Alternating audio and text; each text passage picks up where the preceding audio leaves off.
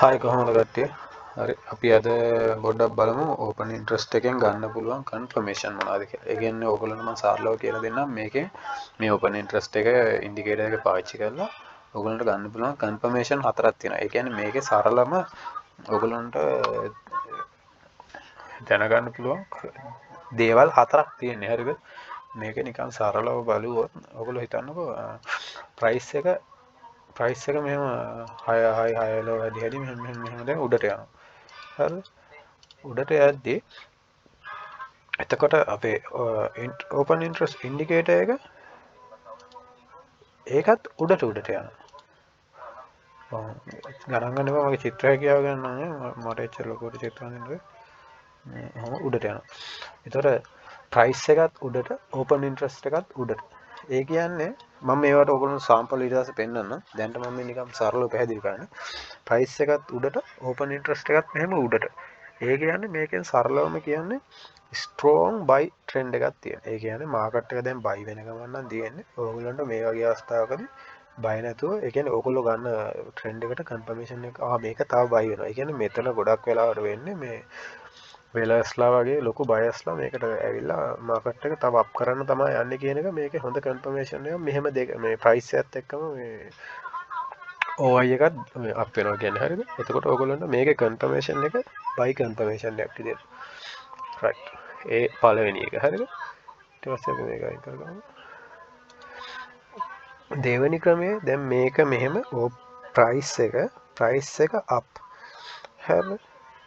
එතකොට ප්‍රයිස් එක අප් වෙලා තියෙද්දී ඕපන් ඉන්ට්‍රස්ට් එකේ සමහර තැන් තියෙනවා මෙහෙම ඕපන් ඉන්ට්‍රස්ට් එක 6 ලෝ හද ලෝව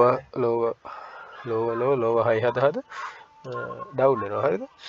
එතකොට ප්‍රයිස් එක මෙහෙම ප්‍රයිස් chart එක අප් OI එක ඩවුන්. මේකෙන් කියන්නේ මේක බොහෝ වෙලාවට මෙහෙම වෙනවා කියන්නේ ෆේක්. ඒ කියන්නේ මේ යන බයි එක ටිකක් ෆේක්. ඒ කියන්නේ ෂුවර් කරන්න බෑ. මේක මොකද්ද වෙන්නේ කියන එක ෂුවර් කරන්න බෑ. ගොඩක් වෙලාවට ට්‍රැප් එකක් වෙන්න පුළුවන්. මේක ආපහු හැරෙන්න පුළුවන්.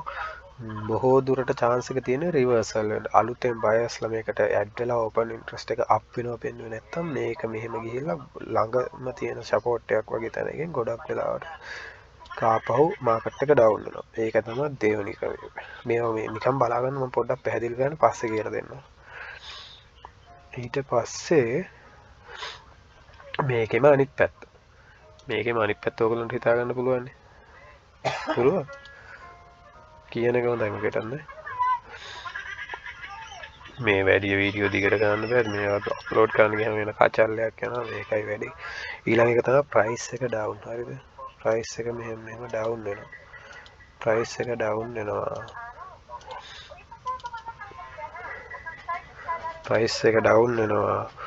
ඕපන් ඉන්ට්‍රස්ට් එක අප් එකට යනවා. එහෙම තැනුත් තියෙනවා. මම පෙන්නන්නම් ඔයාලට මාකට් එකේ. මෙන්න මෙහෙම. ප්‍රයිස් එක ඩවුන් ඕපන් ඉන්ට්‍රස්ට් එක අප්. මේ වගේ තැනකදී කියන්නේ මේක සෙල් එකක් නේ මේ සෙල් ට්‍රෙන්ඩ් එක ස්ට්‍රෝං. මේ ප්‍රයිස් එක මෙහෙම මේ ඕපන් ඉන්ට්‍රස්ට් එක මෙහෙම අප් වෙනවා කියන එකෙන් අදහස් කරන්නේ මෙතන සෙල් කන්ට්‍රැක්ට් ගොඩක් තව අලුතෙන් ඕපන් වෙනවා කියන එක. ඒ කියන්නේ මාකට් එකට අලුතෙන් සෙලර්ස්ලා ඇවිල්ලා තියෙන්නේ. අලුතෙන් සෙලර්ස්ලා ආපු හින්දා තමයි මේක මේ උඩට යන්නේ. මෙතන අලුතෙන් සෙලර්ස්ලා ආවේ නැත්තම් මේක ඩවුන් යන්නේ. ඒක ඊළඟ එකට. ඒක පැටලෙනවානේ. ඒ කියන්නේ සරලව මාකට් එක සෙල් ඕපන් ඉන්ට්‍රස්ට් එක අප්. ඔතන තියෙන්නේ සෙල් එක ස්ට්‍රෝං. ඒ කියන්නේ ෂුවර් එකටම දැන් සෙල් එකක් නගින්නේ බය නැතුව මේ සෙල් එක තව අල්ලන් ඉන්න පුළුවන් නැත්නම් ඔයගොල්ලන්ට සෙල් එකක් ගන්න පුළුවන් කියන එක. හරිද? ඒ තමයි තුන්වෙනි ක්‍රමය. නිව්ටන්ගේ තුන්වන ක්‍රමය. right. ඊට පස්සේ හතරවෙනි එක මේ ප්‍රයිස් එක මෙහෙම ඩවුන්. ඕපන් ඉන්ට්‍රස්ට් එකක් ඩවුන්. චිත්‍ර නම් ගණන් ගන්න එපා. මට මේ පස්සේ ඕගොල්ලෝ ලස්සනට ඇඳ ගන්න මාක් කරගන්න තැනක ඕගොල්ලෝ මෙහෙම ඇඳ ගන්න එපා. ප්‍රයිස් එක ඩවුන් ඕපන් ඉන්ට්‍රස්ට් එකක් ඩවුන්. ඒ කියන්නේ දැන් ඔයගොල්ලන්ට මේක තේරෙන්න ඕන අර තුන හරියට තේරුණා නම්. ඒ කියන්නේ ප්‍රයිස් එක ඩවුන් ඕපන් ඉන්ට්‍රස්ට් එක ඩවුන්. ඒ කියන්නේ මේ සෙල් එකට සපෝට් එකක් නැහැ ඉන්ට්‍රස්ට් එකෙන්. ඒ කියන්නේ ඕපන් අලුතෙන් ඒ කියන්නේ සෙල් ඕඩර්ස් වැටෙන්නේ නැහැ මෙතන.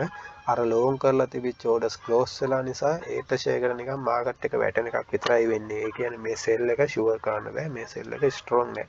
කොයි වෙලේ හරි මාකට් එකට බයස්ලා වැටිච්ච ගමන් කොයි වෙලේ හරි මෙහෙම ඇවිල්ලා මේක රිවර්ස් වෙන්න පුළුවන්. එතකොට මේක චුට්ටක් මේකත් රිවර්සල් එකක්. එතකොට ඔතන දෙකක් තියෙන්නේ. ඒ ක්‍රම හතර තමයි.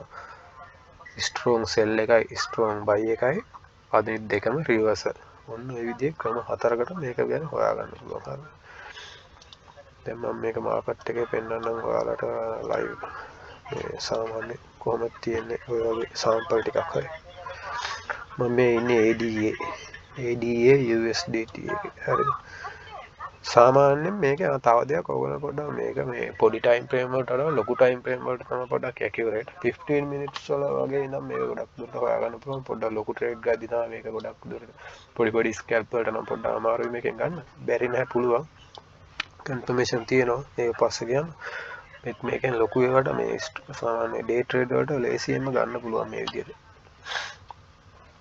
ඊට පස්සේ දැන් මේකට ඇවිල්ලා මම ඕපන් ඉන්ට්‍රස්ට් ඉන්ඩිකේටර් එක දාගන්න. OI එකෙන් අපි මේක දාගමු. මේක ටිකක් දාගත්තාම ලේසි. කලින් දාගත්ත එක. right. මේ පොඩ්ඩක් ඔයගොල්ලන්ට පේන්න පහසු වෙන ටික ලොක් කරගමු. right 15 minutes තියෙන්නේ. දැන් ඔයගොල්ලෝ බලන්න මාකට් එකේ